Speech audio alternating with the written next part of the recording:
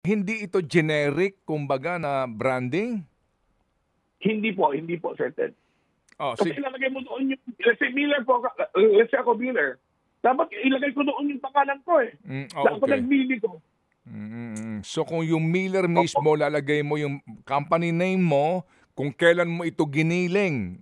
Okay? At, Opo. at ano ang kanyang anong klase ng classification ng palay, tama?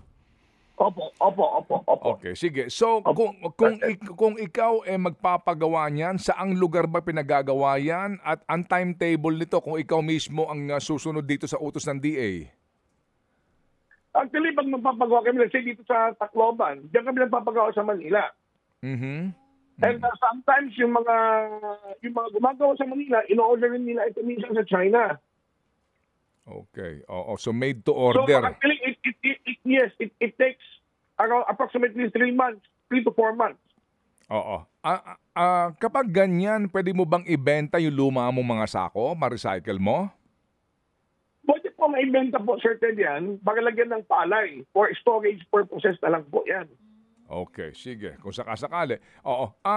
Ano yan, kapag ganyan ang cost mo, paano yon? Ma-absorb mo ba ito? Hindi mo ipapasa doon sa presyo ng iyong pagbebenta ng bigas? Hindi po may papasa po yan, Sir Ted, kasi sa bigas po, ang sabi nila, they will come up with a new MSRP. So, gagawa silang bagong MSRP, so hindi po pwede ipasa sa mga customer. Gagawa ng bagong maximum suggested MSRP. retail price. Yes, opo. Bago na naman, no? Bago na naman. Opo, for local and for the imported rice. Okay, sige. Pinag-usapan natin sa Miller side. Paano doon sa retailer side? Ikaw, nag-recon din na meron ka ding retailing. Ano ang babaguhin mo naman doon sa tindahan mo? Sa tindahan ko po, ang babaguhin, let's say, kami, we are packing 5 kilos, 10 kilos na bigas. Okay? Kailangan din po natin magpagawa ng sako para doon. Hello? Oo, to meet the standard of the DA.